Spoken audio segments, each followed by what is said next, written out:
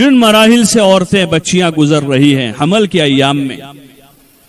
अय्याम में, तो उन अय्याम में बावुजू रहें, कलाम पाक की कसरत से तिलावत करें, हुजूर पाक सल्लल्लाहु अलैहि वसल्लम पर दुरूद भेजें, पर्दे के साथ रहें, हया के साथ रहें, हया के साथ रहें। हया जेवर है औरत का। औरत जो है सोने चांदी के जेवरों से नहीं सजती है, उससे तो आवारा दिखती है। जेवर पहनकर बाहर निकल रही है तो क्या यह कोई कमाल की चीज है? ये तो आवारा औरतों का तरीका है, ये तो अल्लाह की नाफरमान बंदियों का तरीका है। ये अल्लाह की फरमाबरदार और बंदियों का रास्ता नहीं। हया के साथ रहें, अपने घर में रहें, पर्दे के साथ रहें, ताकि पेट में जो बच्चा है उस पर अच्छे असरात मुंतकिल हो। माँ के असरात बच्चों में जाते हैं, अच्छे असरात हो। उन अय्याम में ज्यादा ज्यादा पर्दा करें कि पेट में हमल है, उस बच्चे पर बुरे असरात होंगे। संगीत सुनने से बचें, ज्यादा कुरान पढ़ें, कुरान की तिलावत कसरत से करें, दुरूद शरीफ पढ़ें, अल्लाह का जिक्र करें, घर के माहौल में रहें। और मजबूरी के दर्जे में किसी मर्द डॉक्टर के पास जाने की औरत को उतनी गुंजाइश है जितनी जरूरत होती है, चाहे सर में दर्द हो कि पेट में दर्द हो। मर्द डॉक्टर के पास औरत को जाने की शरीयत ने उतनी इजाजत दी है कि बहुत मजबूरी है, कोई औरत डॉक्टर नहीं है, कोई लेडी डॉक्टर नहीं है, तो मर्द के पास वो जा सकती है और बकदर जरूरत उससे बात कर सकती है। बकदर जरूरत अपना जिस्म का कोई हिस्सा अगर उसको दिखाने की जरूरत है तो उसको वो दिखा सकती है। बाकी बिला जरूरत बिला वजह मर्द और फिर गैर मुस्लिमों के पास इन अय्याम में, हमारी इतनी साला तारीख में हमारी कौम की औरतें डॉक्टरों के पास नहीं जाती थी। अक्सर मोहल्लों में दाया थी, उन्हीं के जरिए से विलादत हो जाती थी, उन्हीं के जरिए से होती थी। मुझे खूब याद है, हमारी दादी ये इसका काम करती थी, तो सारे जहां जाती थी वहां अक्सर विलादत हो ही जाती थी, अक्सर हो जाती। और अभी तक अल्लाह का फजल है कि हमारे यहाँ घर में हम 10 भाई बहन हैं, हम भाई बहनों के जितने बच्चे हैं तकरीबन सारे को सबकी विलादत घर में हुई अभी तक भी। वो तो एक जहनी मरज है, एक जहनी बीमारी है। ये अल्लाह पाक ने सारा एक निजाम बनाया है।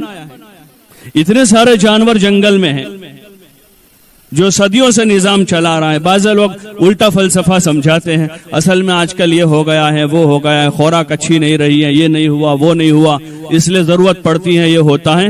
ये सारा अकली फलसफा है, बाकी इसकी कोई हकीकत नहीं है। आज भी जंगलों में रहने वाले जितने देहाती लोग हैं उनके 95% विलादतें वहीं हो जाती है, उनके घरों में हो जाती।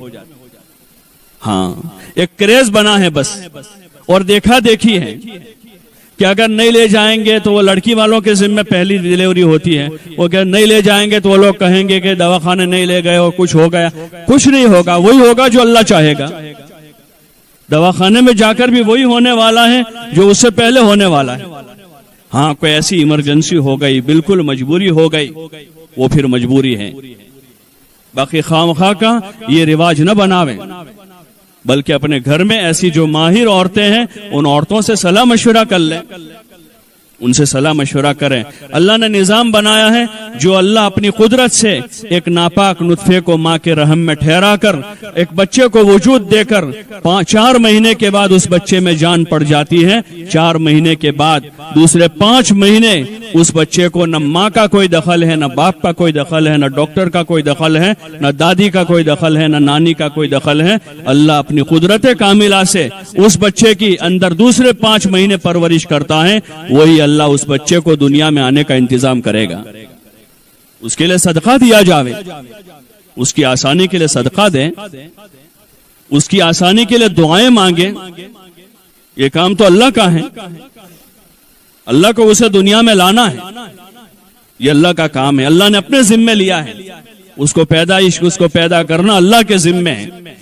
लेकिन चूंकि पहले महीने से ही वहां के चक्कर शुरू हो जाते हैं और वहां एक वो माहौल है जिस माहौल में ऐसा जहन तैयार किया जाता है कि जहनी एतबार से एक बच्ची को अपने आप डिलीवरी करने से उसको रोक दिया जाता है। उसका जहन ऐसा बना दिया जाता है। और ये मैं नहीं कह रहा हूं, बल्कि हमारे मुसलमान बाज़े दीनदार डॉक्टर जो हाई क्वालिफाइड है, बहुत ज्यादा पढ़े लिखे, वो ये कह रहे हैं। जो इस लाइन के माहिरीन हैं, यहीं से इब्तिदा होती है। हाँ, ज्यादा डॉक्टरों के पास जाने से बचावे अपने आप, घर में इलाज करें। इलाज जो है, इलाज सुन्नत है, इलाज सुन्नत है, सुन्नत के दर्जे का इलाज कर ले, बाकी दुआ मांगे, सदका दे। उसी के पीछे पड़ गए कि हर महीना हुआ फिर सोनोग्राफी करावें, फिर महीना हुआ फिर सोनोग्राफी हो रही है। वो तो अल्लाह का, उस अंदर का निजाम तो अल्लाह ने बनाया है। अभी हम मुकल्लफ ही नहीं है कि हम अंदर देखें कि क्या हो रहा है, वो तो उसका काम है। हम उसकी कुदरत में दखलगिरी कर रहे हैं, फिर अल्लाह उलझा देता है, फिर काम बिगाड़ देता है। हदीस में आता है, जब मेरे बंदे मेरे अलावा के पास जाते हैं, मैं उनको उनके शरीकों के हवाले कर देता हूं। अल्लाह की मदद वहां से हट जाती है। इसलिए वहीं से परहेज शुरू करें, घर के माहौल में रहे। हाँ, पुरानी माहिर औरतों से मशवरा करते रहें और कोशिश करें कि बच्चों की विलादत घर में हो, घर के माहौल में हो, हया के साथ हो।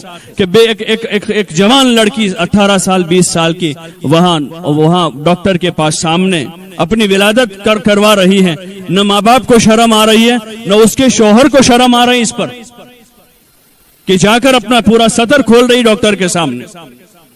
कितनी शर्म की चीज है। यानी हया मर चुकी है, हया का जनाजा निकला हुआ है। हाँ, बदरजे मजबूरी कोई ऐसा, हजारों में कोई एक केस बन गया जिसमें मजबूरी हो गई।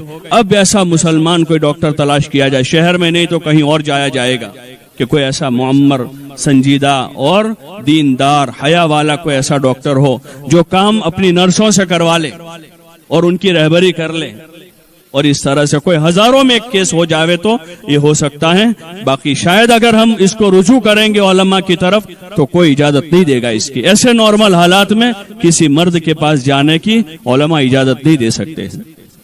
इसलिए कोशिश करें कि यहीं से हमारा फसाद शुरू हुआ है, वहीं से बेहयाई की आदत हो गई है अब कि अपना सतर कहीं भी जाके खोल ले। हाँ, कोशिश करें, इसकी कोशिश करें। और जो पुरानी औरतें इस मजमे में बहुत सी होगी वो कि जो इस लाइन का थोड़ा बहुत काम जानती हैं, वो दूसरी औरतों को तैयार करें और जच्चाओं को हिम्मत दिलावें। जो हमल वाली बच्चियां हैं उनको हिम्मत दिलावें ताकि वो ये रुख न इख्तियार करें, अपने घर में रहे, उन अय्याम में अमाल की पाबंदी करें। विलादत हो, बच्चों का अच्छा नाम रखें, ये तालीम है। बच्चा बोलना शुरू करें, सबसे पहले अल्लाह का नाम सिखावें। पैदा हो जावे, अल्लाह का नाम उसके कान में कहा जावे। ये तालीमात है हमारे मजहब की। बच्चे को बचपन से ही पाक साफ रखें, कि बच्चे को अभी से पाकी की आदत डालें कि बच्चों को पाक साफ रखें।